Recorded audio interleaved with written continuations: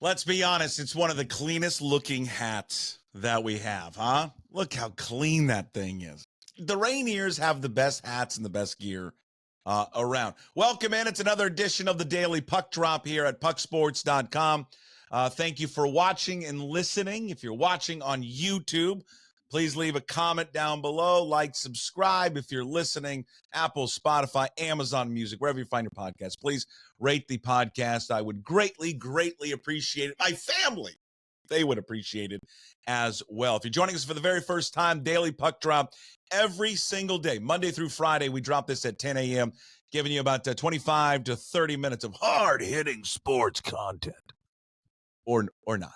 All right, we try to cover everything that happened last night in the world of sports, get you ready for your day. This is coming your way on Friday, April 19th, the Daily Puck Drop, again, pucksports.com. All right, what do we got today on the old platform, the old rundown? We got the Mariners in Colorado. We're going to have a Mike Macdonald reaction to this whole taking down the pictures, which is great because it really has, and this is perfect, this is what you want in something like this. It's created two camps, pro-Macdonald, anti-Macdonald. We've got Seahawks draft notes we want to cover, NBA playoffs, so we'll briefly touch on that one.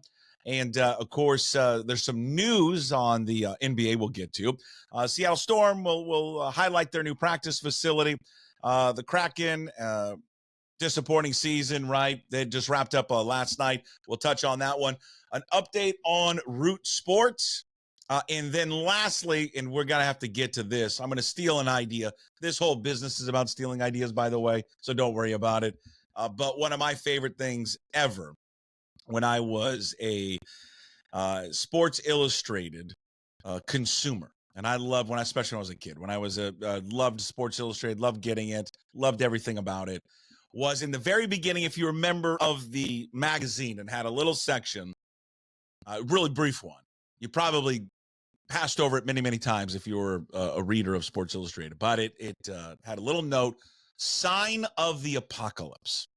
Okay, sign of the apocalypse, of just something that was happening in the world of sports that you're like, we are all doomed. Well, we have got a story at the very end, and I'm going to try to get to as fast as I can, of the Daily Puck Drop, hashtag the DPD. It comes via the Tacoma News Tribune and prep reporter John Manley. Great reporting by John, who's terrific at what he does, discussing an idea and a proposal, and a committee has been formed to explore the possibility of a transfer portal in high school athletics in the WIAA.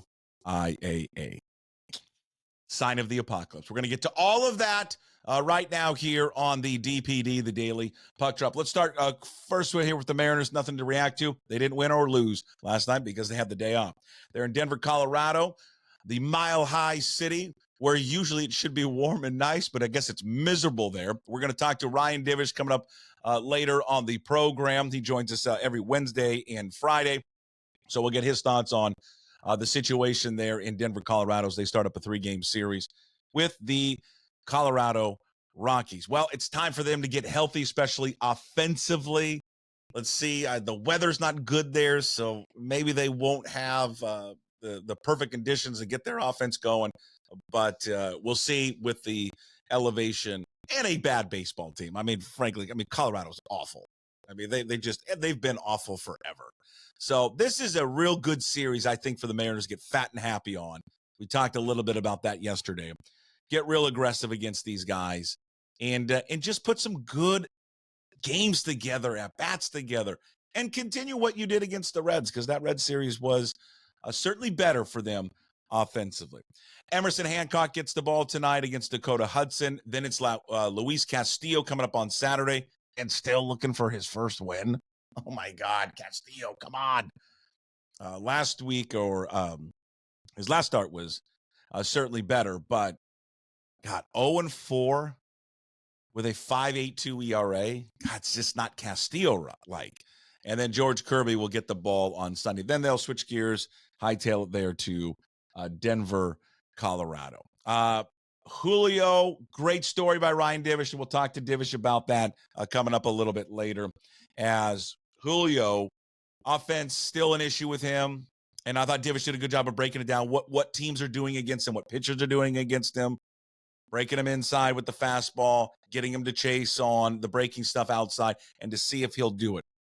And really, I think the biggest thing for Julio is just pressure. Putting too much pressure on himself to deliver. He is a superstar. He knows he's a superstar. He carries that mantle of wanting to be a superstar on his shoulders, and that's a lot of pressure, I think, for anybody, but especially for a guy that's, 23 years of age, 23, 24? Is he 24 yet? I think he's only 23 still. That's a lot of pressure for anyone, and I think he wears it probably more than anyone. And so when the offense struggles or other players on the team struggles, I think, as Ryan wrote, and we've chatted about this before, he takes so much of that on him, that he's got to deliver, that he's got to be the guy.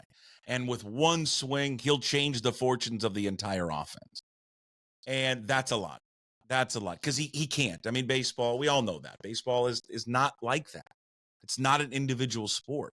It's not like basketball. Not one player can't carry you. And he can't. He needs help from other people. Hitting him, I am curious with Scott Servais what they do with him in the lineup moving forward. And I wonder if hitting him leadoff might relax him a little bit. And just because he starts off the game and he knows, really, I just need to get on base right now to kind of set everything up for everyone else. And then go from there. And then the way that it goes, as the lineup flips over, and then he comes up, hopefully, as they have better players at the bottom, and then he comes up in RBI situations. I mean, it's vastly different than when if you're 48 like me, when we were kids, grow up watching or playing baseball, that your best hitter was hitting third, not hitting leadoff. But maybe for him, that's just his natural spot, and eventually he grows maybe into that 2-hole hitter or 3-hole hitter. Good news for the M's. They haven't buried themselves yet, despite kind of their poor play to start the season, which is good. No one in that division has pulled away. I was watching MLB Network this morning, and they're already talking about where this is the next 5 to 6 weeks is pivotal for the Houston Astros. And if the Houston Astros can't turn it around, they're going to start a wholesale changes with the Astros and start trading everybody and tearing everything down. The season, my God, just started. And we're already now in this mode of, hey, 5 weeks from now, let's just tear everything down. So don't panic yet, Mariner fans. I mean, I don't like how the season started, but the good news is nobody else is pulled away. All right, let's get into the Mike Macdonald reaction. Man, some of you guys are real spicy about this one, huh? Some of you guys and gals are real hot about this one. I've heard from a lot of you.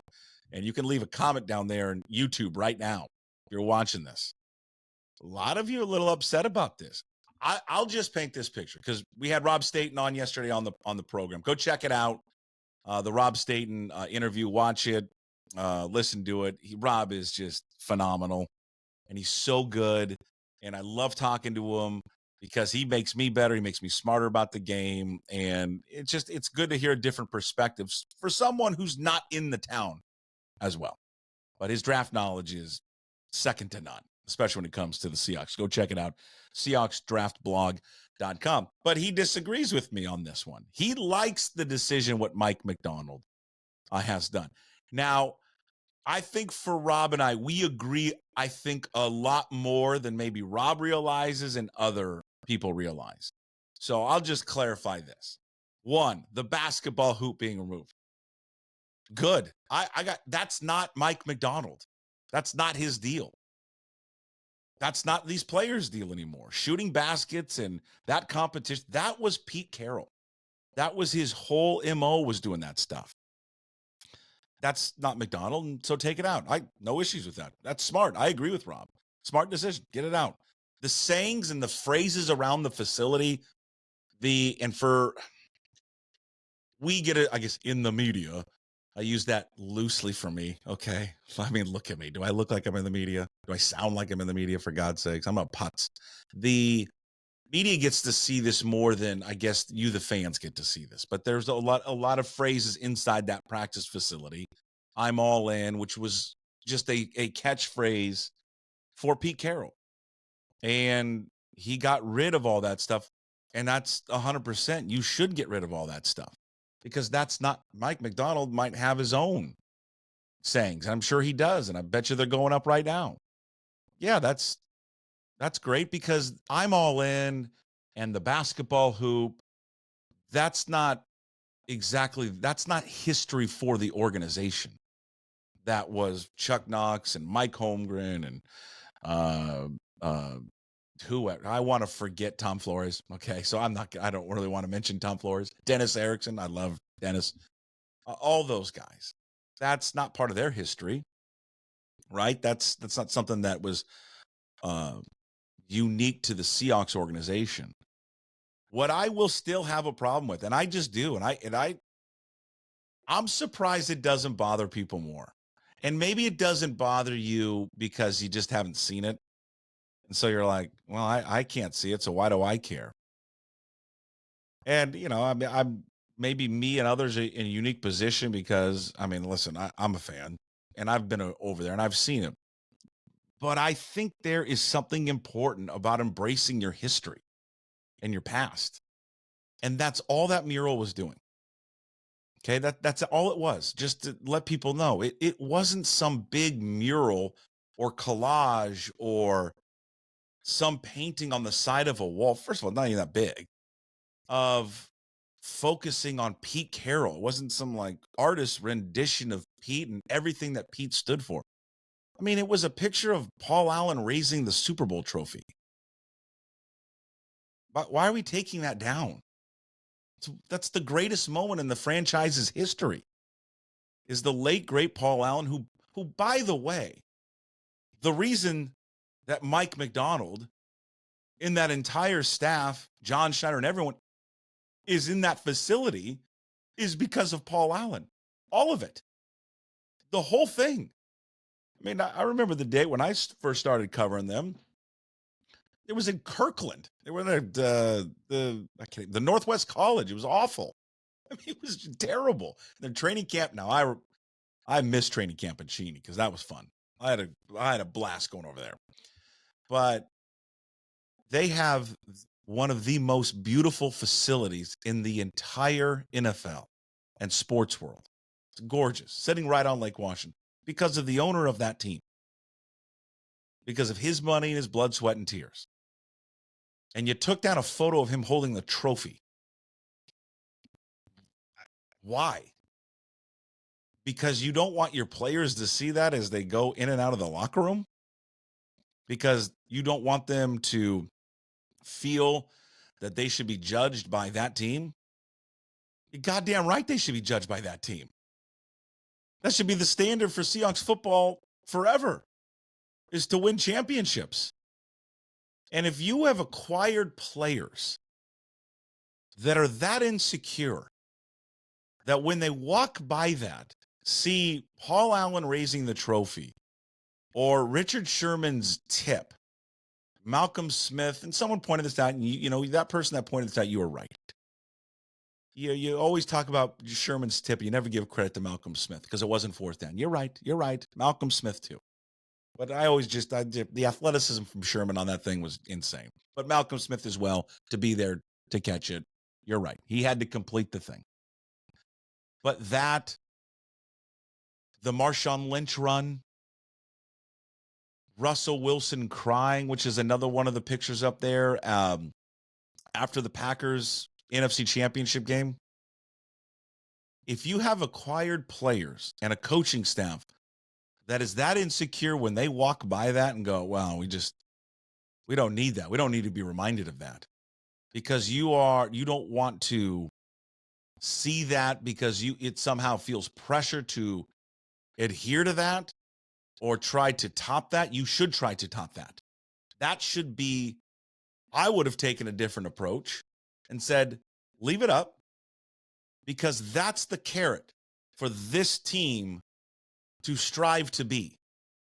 And not only to be that team, to be better than that team. Hell, my message to them probably would be that, this would sound stupid, but I would say, in a way, that team failed. They won one. They could have gone down as one of the greatest teams ever. They could have been legendary. We all know that. They could have been legendary. Winning they should have won back-to-back. Then they go into the next season attempting to win 3 in a row. Right? No one's won 3 in a row, right? Correct? I don't have time to look it up. Has anyone won? I don't think so, right? They would have been the first one to do it. And they would have had a damn good chance to do it. Think of all those players, how young they were still in their prime. I'm not going to harp on this for the whole season. It's not going to make me judge Mike Macdonald as a coach at all. Like, I don't know anything about him as a coach. And I like his press conference, and I'm intrigued to see what he does differently defensively and what they do on offense and how they look and how they appear to be different. So that is not going to, like, if he screws up a call in September, I'm like, wow, it goes back to when you took down the pictures, you dumbass. No.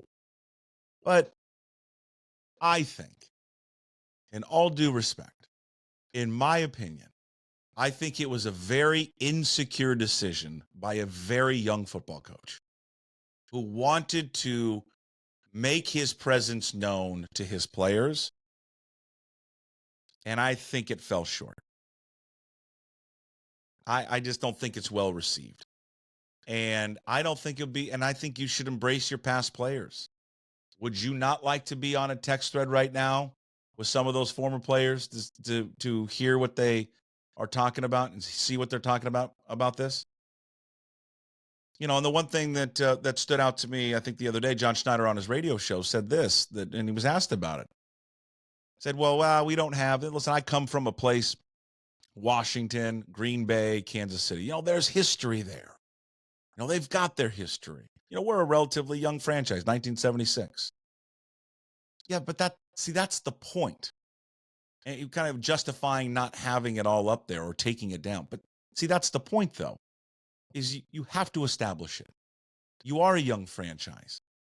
That's why it's important to embrace that stuff, to put it up so people can see, just like with Washington, just like with the Packers and the Chiefs, to show everyone that new players that walk in there, that right there, that is the standard of Seahawks football. Taking it down, but then trying to tell you, well, we respect the past. Yeah, but you're getting rid of it. And I would just say this. I mean, what you want them to take the Super Bowl trophy out so when they walk in the front lobby, they don't see that? I just think it's silly.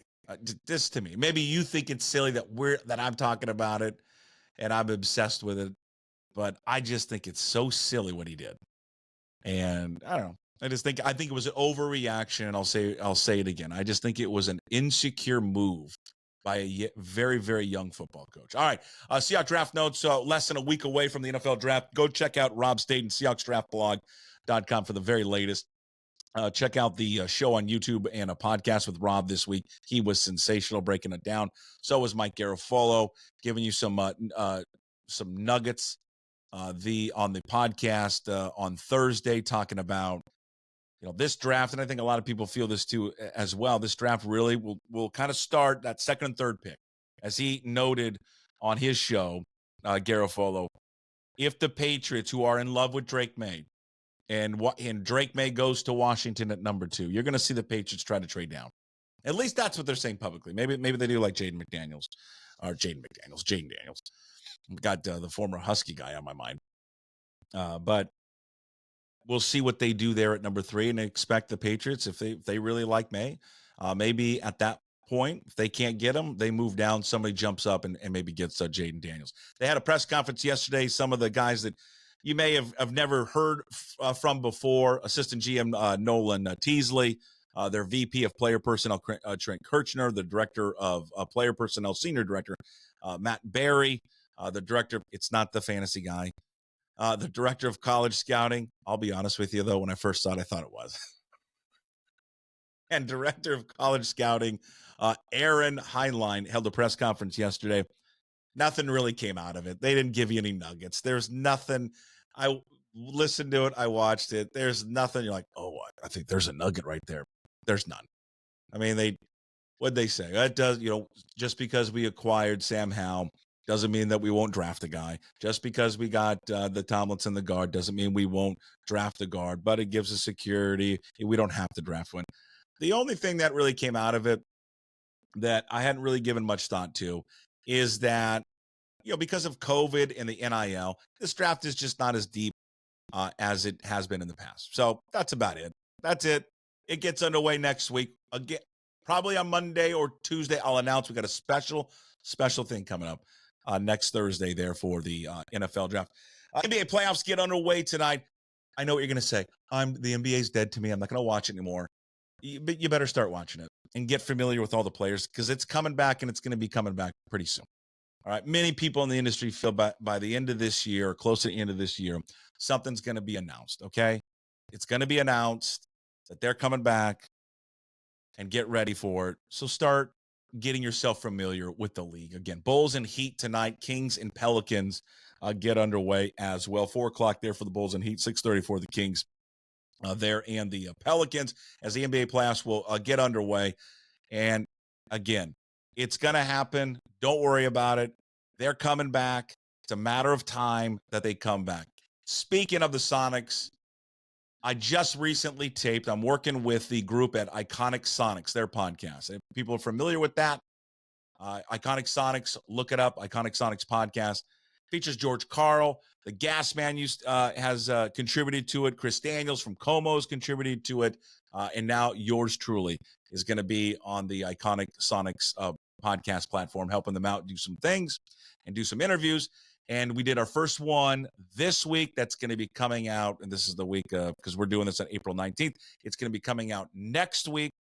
Our first episode with Sonics head coach, former Sonics head coach, George Karl. It was great to catch up with Coach Karl. We spent about 45 minutes or so. He recently just got back from a trip to Oklahoma City. The first time that he has stepped foot in Oklahoma City. And I thought he was real honest, real raw with his emotions about going there for the first time and how he felt personally and how kind of things changed. Very much like Rocky and Rocky IV. Okay. And I think he had a better understanding of the fan base, the community, and all of that. Now, do all of it, do I agree with him 100% on all of this stuff? I do not. But he brings up a good point. Is it time? When do we move on? When do we bury the hatchet?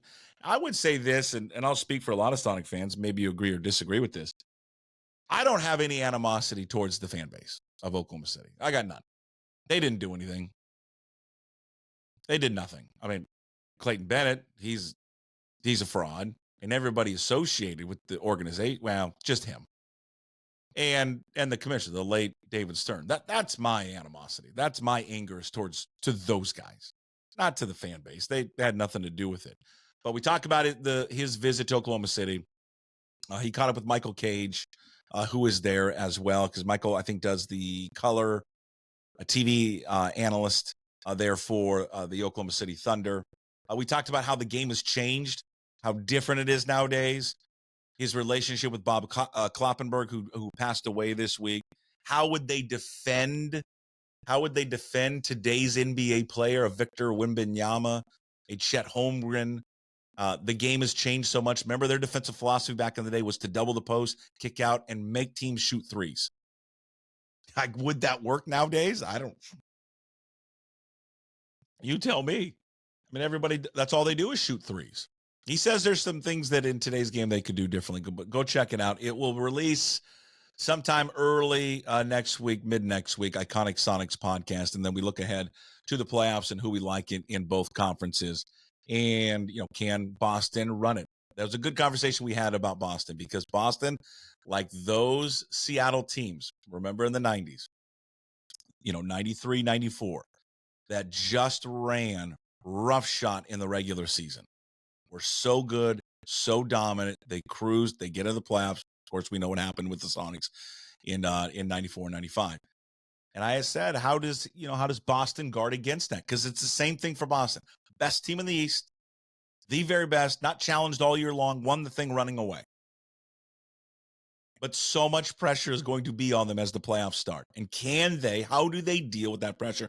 George gave some great answers to that. Quickly, Seattle Storm opened up their brand new practice facility. It's gorgeous. Welcome addition to that neighborhood. Inter Bay, that's not too far from where I live in Ballard. Needed it. It looks great and awesome. And I just want to know, for my old man, fat man basketball league, can we play there? I'd like to know. So if you work for the Storm, can you please reach out? Just hit us on Twitter, Puck2040. Reach out on the email, puck@pucksports.com. I just want to play basketball there. Seattle Kraken, thankfully, the season is over. 19-point drop from a season ago. All the attention probably is going to turn to Dave Haxtell, whether or not they're going to keep Dave Haxtell. I'm not going to sit here and pretend to be some hockey insider expert. You can go to the hockey insider experts on that one. But I would just say this from a casual fan viewing from the outside. To me, it didn't appear to be a Dave Haxtell problem. It appeared to be the person that puts the team together problem.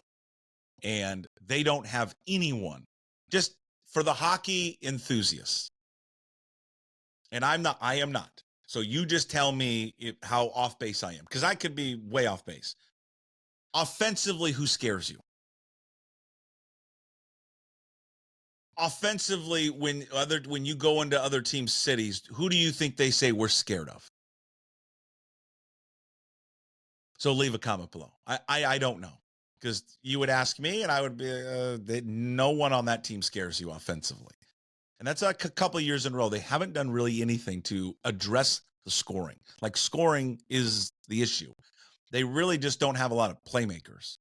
And I think disappointed last year. I thought this team would be a little bit more aggressive in free agency. We talk about the Mariners, their lack of free agency and being aggressive. I thought they kind of had that last year. We'll see if that changes this year. Quick note on Root Sports. Jeff Baker kind of touched on this in his piece the other day about the Kraken, that they're going to leave Root eventually. They're going to go local TV. They're going to add a stream service. It is believed to be King 5 and Kong will be the destination for them.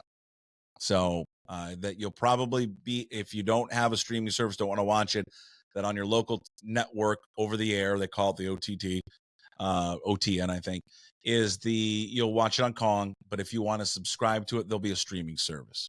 Okay. It's what does it mean for the people that work behind the camera at Root Sports, in front of the camera? I don't know. But I hope for the very best for all of them, because there's a lot of hardworking men and women in front of the camera. You know who those people are, but you don't know the people behind the camera. And some people are going to lose their jobs. And it's heartbreaking. It's heartbreaking. And then what will the Mariners do? Do the Mariners do a similar thing? Do they go to Kong? Because you need one of these networks that has a secondary channel. So that's why the King Kong thing makes sense, because King has Kong TV. So they put games there, cross-promoted on King.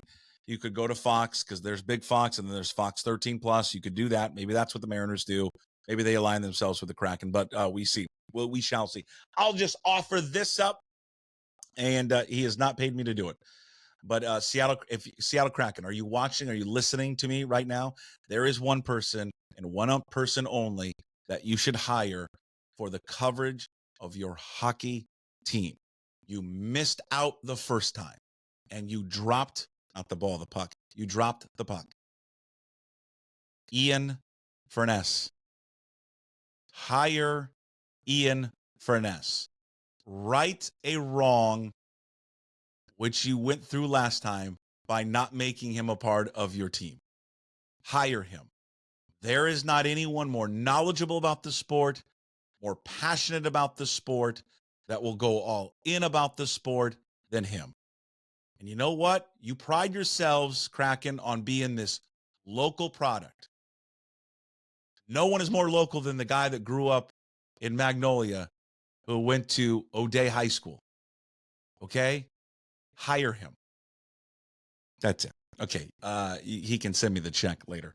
Okay. Lastly, God, I wanted to carve more time out for this. The sign of the apocalypse. We're going to go a little long today, I think. John Manley, who I love dearly because he covers prep sports for the Tacoma News Tribune, reports that the WIAA is considering a new amendment to their high school transfer rule, which would allow kids to transfer to other schools freely during their careers.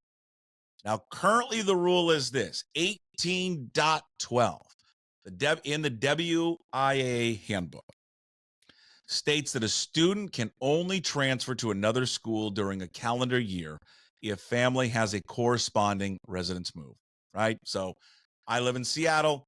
I move to Sumner. I get a transfer to Sumner High School. Quote, the rule is, this is from the handbook, quote, the rule is intended to create and maintain a consistent and level playing field for students in member schools. Now, this all kind of started because there's a senator named Lisa Wellman, the 41st Legislative District.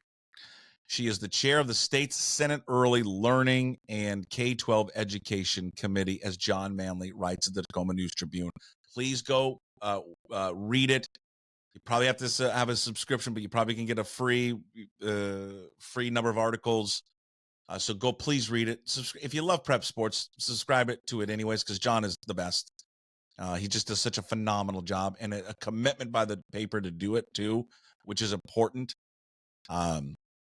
The WIAA met with Wellman's office because she had floated some language in surrounding high school sports transfer rules in a bill. And so Mick Hoffman, who runs the WIAA, as John Manley reports, met with the office and explained why they have their rules. The committee, her committee, eventually withdrew the language. Now, Wellman's office has never responded to Manley and the News Tribune about why did you even get to this where you thought you were going to do something. But the WIAA did have its representative assembly vote on an amendment this spring. Did not have its representative vote on the amendment this spring, so they didn't do it. But instead, they have created a 22-person, first of all, 22 people. That's a lot on a committee. I'm going to be honest with you. A 22-person committee was created to look at the rule. Jeff Lowell is the Bellevue School District AD who co-chairs the committee. I'm going to pause for effect on this. And I think most people know why I'm going to pause for effect, that the co-chair of the committee is a guy from the Bellevue School District AD. I think y'all get the point now. Okay. Jeff Lowell, in the interview with Manley, says there's two trains of thought here. That importance of educational-based athletics and the ability of parents to have free choice of schools that they want their children to attend. And Lowell was quoted in the paper saying, what we're thinking about is, are the rules in line with today's world? What is the reality of family situations, of families seeking out what's best for their kids? And are those things compatible with the rules as they are written now? He went on further to say, I think there's a consensus among the group that the work that's been done by the WIAA, which puts a system in place that provides options for students, is solid. To just throw that out is probably detrimental to the association and to the students. I think there's real hope that what we can do is seek that sweet spot, that common ground, and take a look at what's causing all of these eligibility panels. This is the dumbest goddamn idea I've ever heard. Do you see the problem right now that's going on in college athletics with this transfer portal? Are you all aware of that? Do you see what's happening? Do you see how that portal is ruining this sport and has ruined it and will continue to ruin it? And kids just leave left and bleep and right. I know I can swear, I don't. You see the issues? You want to introduce that into high school athletics? I get that it's happening already. I'm fully aware that kids are transferring all the time for athletic purposes. What the WIAA needs to do and create a committee is to prevent it from happening. I live in Seattle. I know what happens in these high school basketball programs. I watch it all the time. I see how kids jump from school to school to school to school. One year they're playing here, sophomore year they're playing there, junior year they're playing here, senior year they go back to their original school. I mean, I see it all the time because there's this open enrollment here and you can do it. So I'm well aware that it's happening. And I'm well aware it's happening in the private schools. Okay. Do you think all these kids that go to these private schools live in this area where these private schools are at? I mean, come on. They're busing kids from the South all over the place to go to these schools. And it's not about this, some academic endeavor. It's because they're good at sports and they're bringing them in because they want to be great at sports. These parents nowadays, and some of you are all crazy, how much you are chasing your kid in athletics and want them to be some superstar that likely they're never going to be. There's 1% of these kids, 1%, probably less than 1%. You're going to have kids now, if you do this and go to the extreme of allowing kids to transfer like they do in college athletics, you're going to have kids in 4 different years played 4 different high schools and just bouncing around. And parents will do it too because they're crazy. Some parent will drive from Bellingham to Seattle or to the east side because of some strong program there.